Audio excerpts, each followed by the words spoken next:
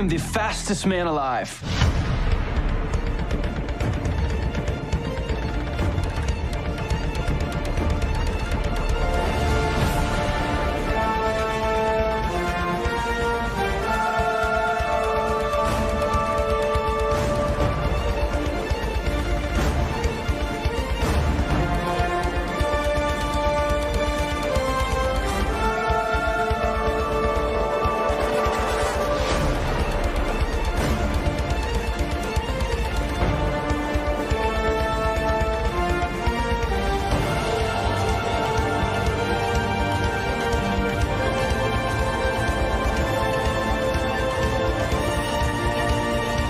My name is Barry Allen. I am the Flash. Welcome to DC FANDOME. I'm Chancellor Agard from Entertainment Weekly, and this is the Flash panel. Joining me today, we have Grant Gustin, who plays the Scarlet Speedster himself, the Flash, aka Barry Allen. Candice Patton, who plays reporter extraordinaire Iris West Allen. Danielle Panabaker, who pulls double duty as both Caitlin Snow and Frost. Carlos Valdes, who plays the ever-quotable mechanical engineer, Cisco Ramon. Danielle Nicolet, who plays meta attorney Lucille Horton. Brandon McKnight, who plays enthusiastic scientist Chester P. Runk. And Kayla Compton, who plays Central City citizen intern Allegra Garcia. Also, we have showrunner and executive producer Eric Wallace. Hi, guys. Hi. Hi.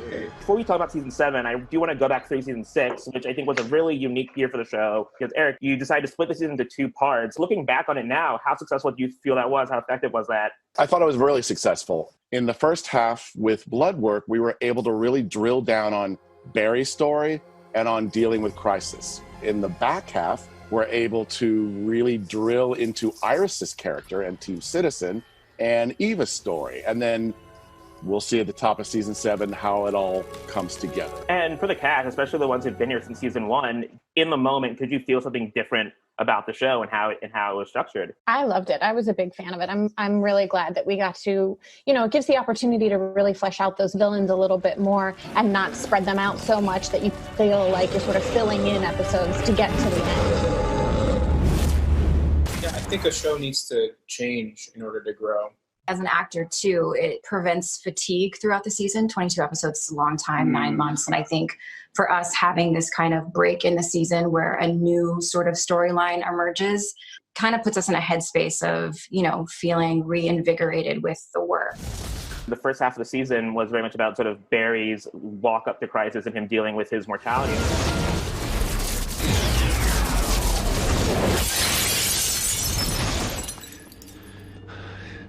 I don't know how you're doing this. Real or not, I'm coming for you.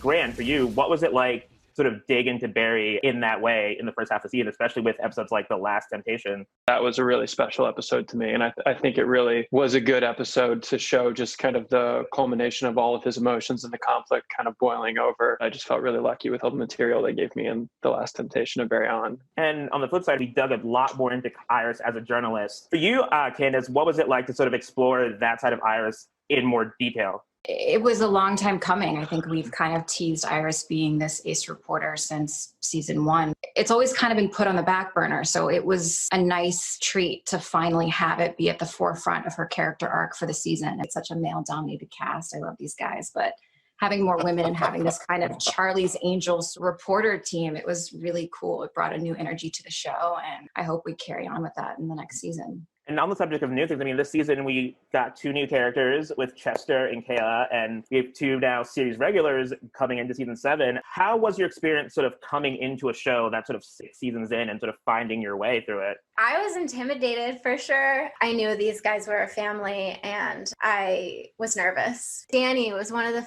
first people that made me feel so welcome. Aww. We were shooting a scene and she just took me under her wing instantly. And I remember she was like, "Do you want to take a picture?" And I was like, "Do I want to take a picture with you?" Yes. And then I got the courage to ask other people to take pictures because she had made me feel so welcome instantly. I was a big fan. I am a big fan of the show, and I watched the show. The Flash is my little sister's favorite superhero. So we've watched the show since season 1.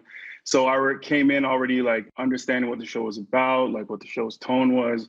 stuff like that. For me, it was more so just meeting everybody and trying to find my spot and my place without interrupting or changing too much. And Brandon, I know in the past, Eric has talked about how Chester, he views sort of Chester, it's sort of like him, is enthusiasm about science and all that. I'm curious, one, what conversations did you have with Eric about sort of crafting this performance as Chester? And two, did you base any of it on Eric himself? I remember the first day on set, I met Eric, and I remember him just telling me, this guy's brain works faster than his mouth. He can't speak as quickly as he thinks. Hey, what up, party people? Welcome to a world where all are welcome and anything, including the scientifically impossible, can and probably will happen. Kayla, with Allegra, I'm curious, coming into the show, I mean, how did you sort of connect with your character and in what ways did you relate to her? The way I look at Allegra is that she just wants to fit in and belong somewhere. And I just super resonate with that. Family is really important to me. My friendships are really important to me. And belonging to something or having a community is just really important to me. So that was one of the first things that I connected with Allegra. She just wants a family and she wants to belong, and she hasn't had that previously. And so I just super resonate with her on that level. For you, I guess you're in the Flash family now. Yeah. Danielle, I mean, this season 6 was all about sort of Frost finding herself or finding a way to craft a life for herself. For you, what was it like to explore that journey with this character? It was great. It was really fun to get to explore Killer Frost as a real character and a person and a human being with feelings and emotions, and not just necessarily this person who, pops up for a fight and then disappears and we don't really know her perspective on things. So it was really fun to get to dig in and flesh that out and have a little bit of fun with it. Like Candice was saying earlier, it's nice to have the variety after, 6 seasons and we're rapidly approaching 150 episodes. On the subject of change, this season for Cecile, she sort of decides to become a meta attorney for metahumans. For you, what has it been like to see this character evolve from when she was initially introduced to where she is now? It's a blast for me because I got to be a regular person, then I got to be a telepath, and then I got to be an empath, and then now I am a meta defense attorney, and then from what I understand, there's going to be some shifts next season too. Is there something that you're hoping to do that you haven't gotten a chance to do on the show yet? I have always, this is not news to anybody, Eric will not be surprised, I have wanted Cecile to be bad, just a little bit bad, forever, so just a little bit, because she's so good. I would have a lot of fun playing like bad Cecile. Unfortunately, Eric does not believe me to be as good of a writer as I am an actor. So he continues to not buy my pitches. But I listen. I am listening. And Carlos, this season 5 ended with him giving up his powers, and this season was very much about him figuring out what his role on the team was without those powers. After 5 seasons of Cisco's vibe, what was it like for you to explore this new this Cisco in a new place like this? I don't think he regrets that decision, but I think it definitely haunts him. I'm actually feeling a lot like Cisco these days because I'll have a fan that I'll see on the street or whatever. They'll be like, yo, but vibe though. Come on. I have to imagine Cisco's probably feeling very similarly. I know. The beginning of season 6 actually had an episode called Kiss Kiss Breach Breach, which is Cisco-centric.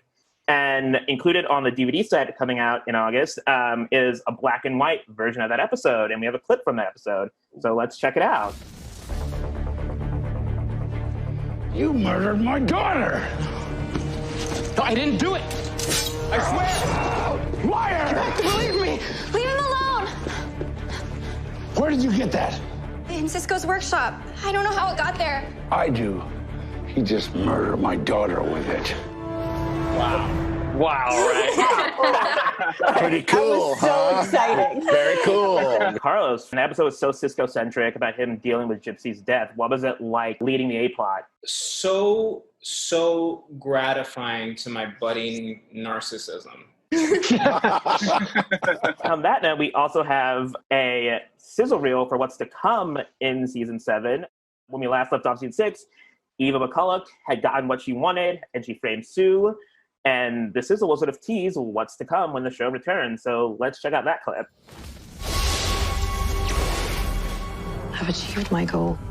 This company is all mine. You lost your speed?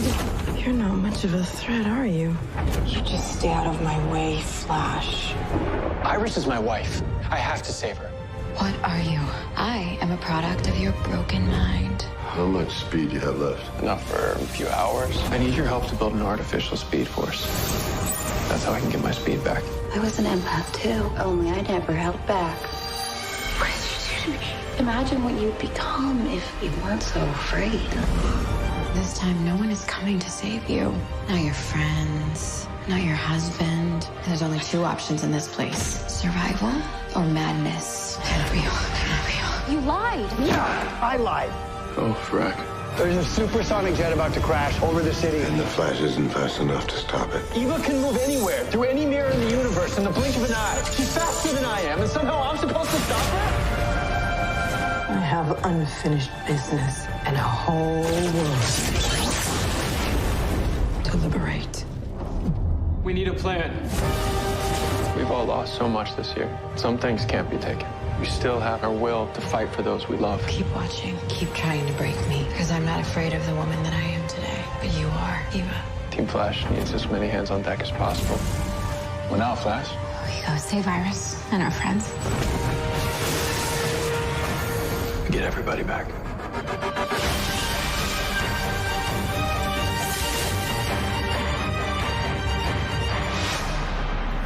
Eric, can you talk about what we're seeing there? When we had the shutdown happen, as unfortunate as it was, we were on the last day of filming for what would have been the 20th episode of last season, which now will become partially the first episode of season 7. So we did have 85% of the footage that we were able to use. Plus, also, we knew where we were going already in season 7. So even though it's only footage really from one episode, pay attention to the way it's presented. It's actually huge spoilers all over the place. And that sizzle had a lot of Iris in it, a lot of Iris in the Mirrorverse. Candice, I mean, can you sort of, in your mind, I guess, how do you think her time in the Mirrorverse has sort of affected her? Yeah, I mean, it'll be interesting to see when she comes out, and I believe she will come out very soon when we pick up season 7. It'll be very interesting to see how she's been affected by being kind of stuck in this maddening world with this super villain. Preview showed that sort of Barry is sort of working as hard as he can to get his powers back, get his speed back. I mean, for you, do you think Barry has enjoyed any part of not having his speed at this point, or do you think he really does really misses it, I guess?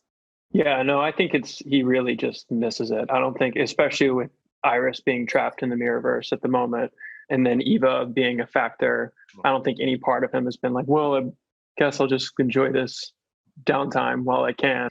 I think he genuinely not just wants his powers back, but he feels that he needs them back. And he's also started to feel that they define him and what is he without them. Big bads for season 7. Eric, what was it about Goth that you're like, oh, there's something there for that? I want to make sure that new fans, especially new young fans who are reading the comic book right now, are welcomed to the show. So it's not just Silver Age villains and Bronze Age villains. There might be a young girl or a young boy who is reading those Flash comics right now and going, where's my villain, my generation's villain? And with that, let's move on to some fan questions.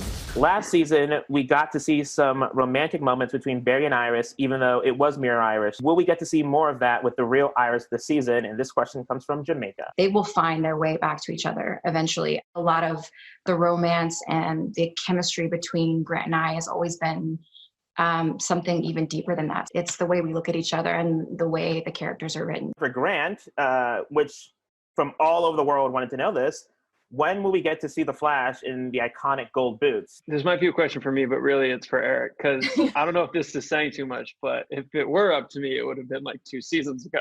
So, well, that'll do it for us today. Thank you all for joining me for this panel. I had a really good time. For everyone watching, please make sure you tune into The Flash when it returns in 2021. The Flash, the complete 6th season, is available now on digital and comes out on Blu-ray and DVD on August 25th.